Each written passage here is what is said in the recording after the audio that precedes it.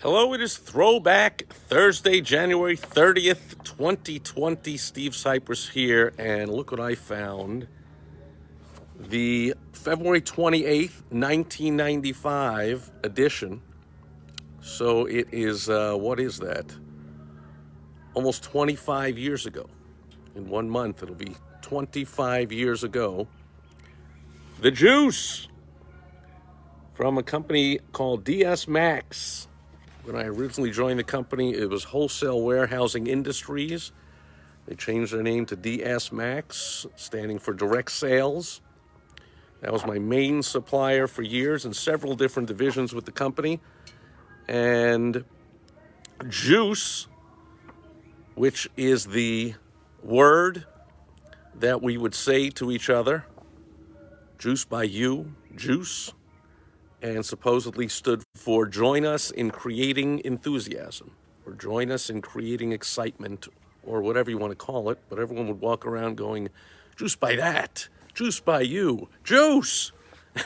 There it is, the Juice. And look who's on the cover of this edition, the one and only Dave Keenan. And I'm not sure if it was at the time. It was either the winter of January through May 1995, maybe 1994, but I really think it was 95, that I closed up my office just after Christmas. That was in Allentown, Pennsylvania. If you've never been there, it's in a valley between a lot of mountains, and that January and pretty much every year, it just got dumped on with tons of snow. It was getting about 10 inches of snow every 2 or 3 days. And I had an awful hard time finding anyone who would come in and go out and do door-to-door sales when that winter hit. And so I called Dave, who was the vice president of the company for the East Coast, for the clearance division that I was in. And there it says Dave is a clear winner in clearance. Clearance just meant we would walk down the street and take everyday household items for the most part, and just clear them out at a ridiculous bargain price.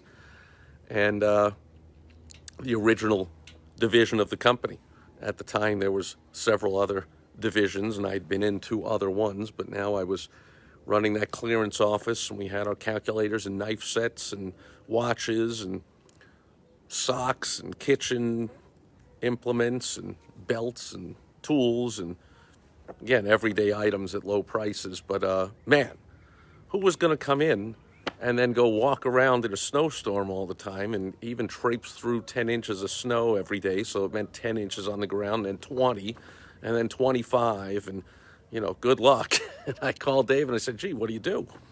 He said, what you do is you shut down the office, we'll send a truck, we'll pick up all the merchandise, because the merchandise came on consignment by this company, DS Max. That's why I used them. They would load up my warehouse with tens of thousands of dollars worth of merchandise, truckloads, and I would consign it to guys and gals, distributors who would come in, load up their cars like I did when I started, and drive or take a bus or walk or however they got to whatever territory they wanted to work that day, and walk around and show the stuff to people. And some people bought, and some people laughed at you, and some people said no, and some people threw you out, and some people tried to get you arrested or robbed or whatever happened. But if you did your job and saw enough people and got enough no's, got enough insults, by the end of the day, the car was empty, your bag was empty, your pocket was full of cash, and you came back and you paid for what was sold, and you gave back, and we put it back in the warehouse, whatever wasn't. The next day was another day. But the idea was not to just sell stuff, of course, or else why would I have done that? The idea was to get good at working the system, and then to move into leadership. And first we led other people in the sales area and the warehousing area, and then later on doing the banking and the interviewing and all the office work. And then when we were ready and we proved that we were a good leader and we learned all the aspects of a very simple business, we were set up with our own location. And I think I had gone from, I went from Newark, Delaware, to that office in Allentown.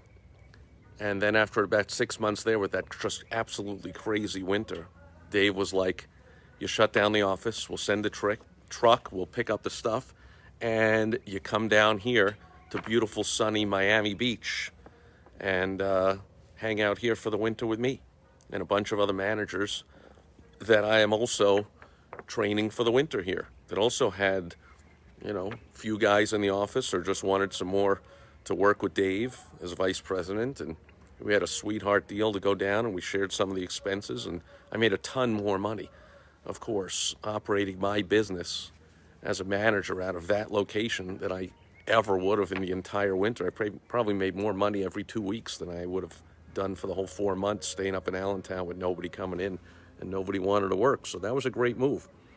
And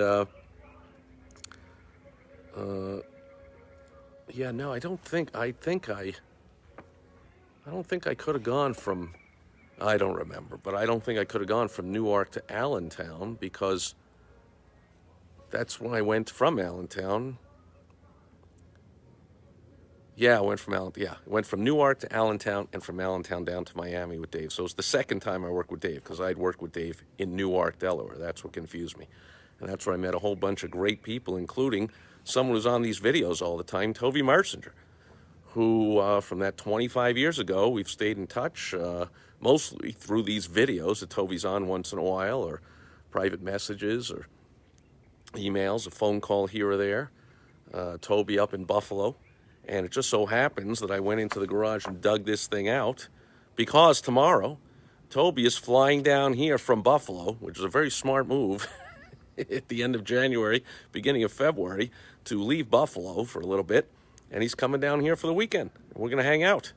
And Tovey also owns his own business up there, which is why he's on these videos all the time. And so he said, I got some business ideas to run by you, and he's going to come on down here and hang out. We'll hang out by, I was like, we can hang out by my pool, but it won't be warm enough to go in the pool. It's in the upper 60s or so.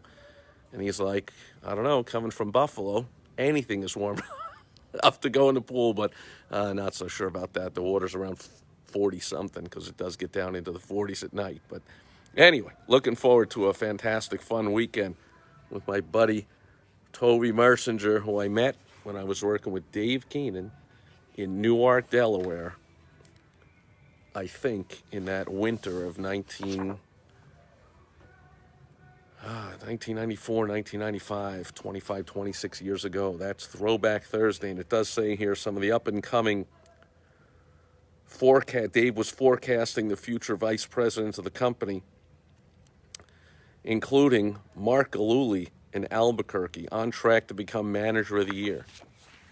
And if you pay attention to my videos, you know that I recorded a couple of tributes to Mark, who passed away way, way, way too young. I think a couple of years ago now. What a shame. Left a young daughter and wife. What a super great guy. And it says here Chad Powers in Kansas City. And I know when I went down to Miami, Chad was in Houston. And there's Miami's Anthony Sheffield. So Anthony Sheffield owned that business in Miami, that office that I went down to work out of, and Dave Keenan went down there. Actually, he lived nearby in the Intercoastal. And Dave was overseeing the whole deal there. Hey, Will, good seeing you. And so, and Shane Flores and Sean Heimbach and all kinds of other great names, great memories here. Some friends I've kept in touch with, some others just on social media. And one of them, Tovey Mersinger, you'll probably be seeing him in my video, one or two of them over the weekend, as he'll be here.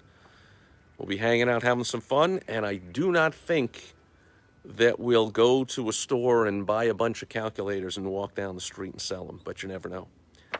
We had a ton of fun back in the day, and I anticipate a ton more fun this weekend. So thanks everyone being here live, everyone watching on the replay. It's just a stroll down memory lane for me on Throwback Thursday to my 9 years door-to-door sales. And I will leave it with this business tip, that there is no better training for copywriting, for sales. Copywriting is your salesmanship in print or selling in person than door-to-door sales. There is no better training. I don't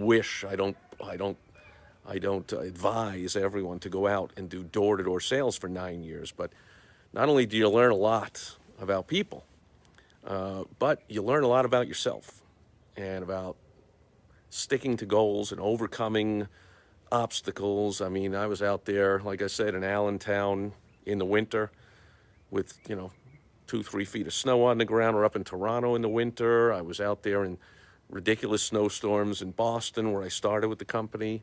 I was in ridiculous hot weather in Miami. That's why I left there at the end of April. I left there and went back up to Connecticut, is where I went from Miami. But I was out there in ridiculous.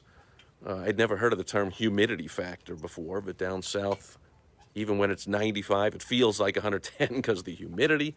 I was out there in crazy rainstorms. I was out there in Hurricane Alley in Fort Smith, Arkansas, watching the funnel clouds overhead and ducking into nearby businesses behind the counter just in case it touched down. I mean, I was out there in every kind of weather, hot, cold, wet, dry, you name it. Had all kinds of obstacles, was, robbed, arrested, thrown out, physically thrown out of places, insulted like crazy. You meet all kinds of people, all kinds of situations, toughens you up. If you pay attention to me, I'm always talking about rhinos and showing my collection of over 1,000 rhinos, and that's where it came from, the rhino, the tough 2-inch thick skin you got to develop as a door-to-door salesperson. And so I have tremendous respect for anyone who's doing that. If you want to talk, if you or someone you know is doing that, and you want to talk about it, especially say you have kids or family members that are doing that, and of course you're trying to talk them out of it. It's such a stupid thing to do, and you're crazy, and get a real job, and we heard that all the time. But, if you want to talk about it, let's get on the phone. Go to helpfromsteve.com.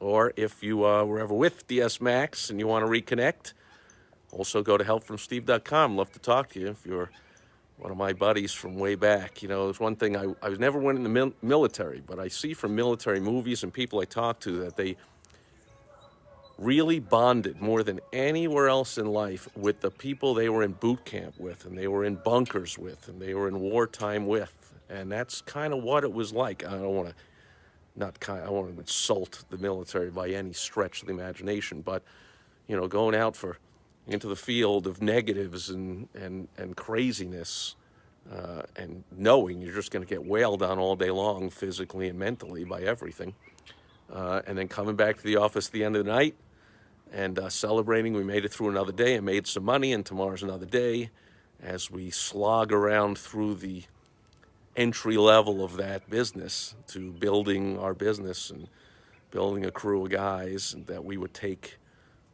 however far. I took a crew of guys from Miami up to Connecticut, and I took a couple of guys down from Allentown with, guys that would follow you. So it was all about leadership and all about overcoming those odds and really bonding together. And I have lifelong friendships from just spending a few months with people. One of which, as I said, Toby Mercer. Actually, shared an apartment with Toby in Newark, Delaware. I think there was probably 10 of us in like a 2 or 3 bedroom apartment, sleeping all over the place because what the heck, we weren't sleeping a lot. We get up at 6 a.m. and get into the warehouse by 7 a.m. or 6:45 and go out in the field and be done with all the settling up and the deposits and all that by about 7 at night, and then go out and get something to eat. And then get back at 9 o'clock at night, and it's already time to just crash and be exhausted and get up the next day. So what did we need a nice place for? Just crashed all over the place, saved our money, and again, built some strong bonds. So thanks for being with me here as I pretty much self-indulgent today on Throwback Thursday, just kind of reminiscing myself. Anyone watching, juice by you. Catch you tomorrow on Foundation Friday with another part in our multi-part series on the great book by J. Paul Getty, How to Be Rich. Hope you will catch me then. Over and out as the sun is beginning to set behind me in the west. Catch you tomorrow. Bye-bye.